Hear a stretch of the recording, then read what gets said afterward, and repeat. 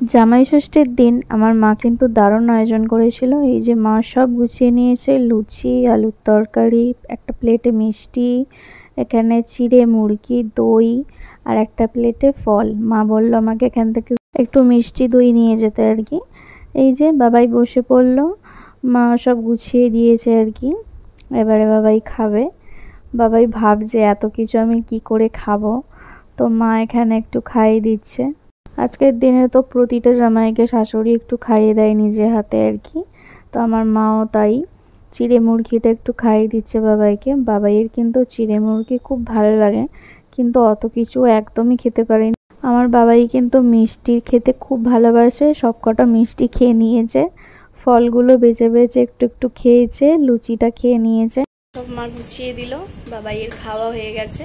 এবারে রান্নাবান্নার দিকে যাব। মা তো অত কিছু পারবে না, তো আমি একটু হেল্প করবো আর কি। মা অল্প অল্প রান্না করবে আর মাছ টাছগুলো আমি করব। এই এখন রান্নাঘরে ঢুকবো, এখন 10টা মতো বাজে। তার আগে একটু টিফিন খাবো, লুচি তরকারি। তো পিউ খেয়ে নিয়েছে। এই যে এখানে পিউকে আমি দায়িত্ব দিয়েছি রসুনের খোসা ছাড়ানোর জন্য। ও আদা রসুনগুলো ছোট ছোট করে কাটবে, আমি সেটাকে মিক্সিতে পেস্ট করে দেবো। আর মা এখানে মাংসতে দেওয়ার জন্য আলুগুলো ছুলছে। আর আমি এখানে খাসির মাংসটা বসিয়ে দিয়েছি আর কি, বাদ বাকিগুলো মা করবে। খাসির মাংসটা মা করবে বলছিল, কিন্তু আমি বললাম না, মাংসটা আমি করি। এমনিতে তো তোমরা জানো আমার রান্না করতে কতটা ভালো লাগে, রান্না খুব ভালোবাসি। তারপরে শ্রীকান্তদা মানে আমার এক জামাই বাবু, সে আইসক্রিম সবার জন্য পাঠিয়ে দিয়েছে। তারপর বাবাই আইসক্রিম খেয়ে নিচে একটু খেলতে চলে গেল, আমাদের বাড়ির পেছনেই আর কি।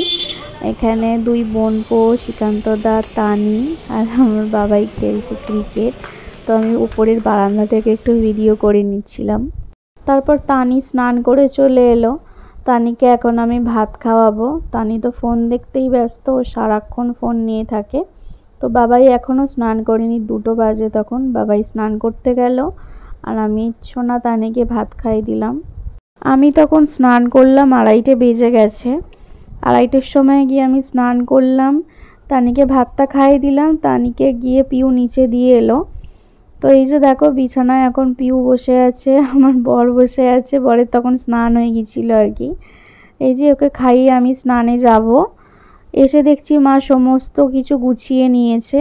দেখো আজকে রান্না হয়েছিল ভাত, আলু ভাজা, পটল ভাজা, কুমড়ো ভাজা, মাছের ডিমের বড়া, মাছের মাথা দিয়ে ডাল, পমফ্রেট মাছ ভাজা, কাতলা মাছের কালিয়া, চিংড়ি মাছের মালাইকারি, আর হয়েছে সর্ষে পাবদা, খাসির মাংস, স্যালাড, চাটনি, মিষ্টি দই, পাঁপড়।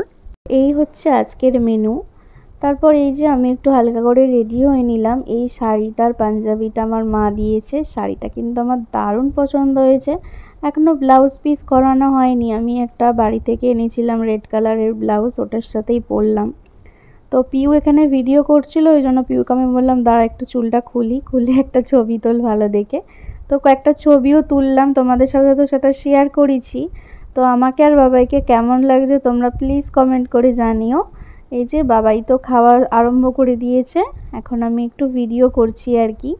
বাবাইয়ের সমস্ত রান্না কিন্তু খুব ভালো লেগেছে, কিন্তু কালকে প্রচুর লেট হয়ে গিয়েছিলো খাওয়া দাওয়া হতে।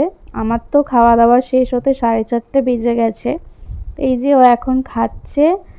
ও তখন খেতে বসেছে দুপুর 3টের সময়, 3:30টার সময় উঠলো।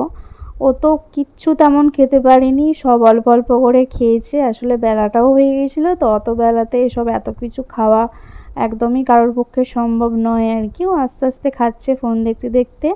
বিছানায় মা, আমি আর পিউ বসে আছে, পিউ ভিডিও করছিল। পিউ মাকে বললো মা একটু হাই করো। আমার মায়ের এত ঘুম পেয়ে গেছে, সে তো ঘুম চোখে হাই করছে, তারপর ভালো করে আবার হাই করলো। ওই থেকে আমরা সবাই হাসছি আর কি। এই যে খেতে বসে পড়লাম, আমি আর পিউ এখানে বসে খাচ্ছি। আজকে তো মা এসব কিছুই খাবে না, মায়ের সমস্ত রান্না রাখা আছে, কাল খাবে। বাবাইকে 2 পিস কাতলা মাছ দিয়েছি, একটা খেয়েছে, একটা আমার জন্য রেখে দিয়েছে। পাবদা মাছ একটা খেয়েছে, আমার জন্য রেখে দিয়েছে। পমফ্রেট মাছটা হাফ খেয়েছে, হাফকে আমার জন্য রেখে দিয়েছে। তো আমার ভাগের কোনো মাছই আমি খেতে পারিনি, ওইগুলোই খেয়েছি আর কি। এই যে মা এখন চিড়ে মুরগি এসব খাচ্ছে দই কলা দিয়ে। মায়ের তো আজকে উপোস, ষষ্ঠীর উপোস, ওই জন্য মা তো এসব কিছুই খেতে পারবে না। মা এটাই খাচ্ছে। তো ভিডিওটা তোমাদের কেমন লাগলো তোমরা কমেন্ট করে জানিও। টাটা বন্ধুরা।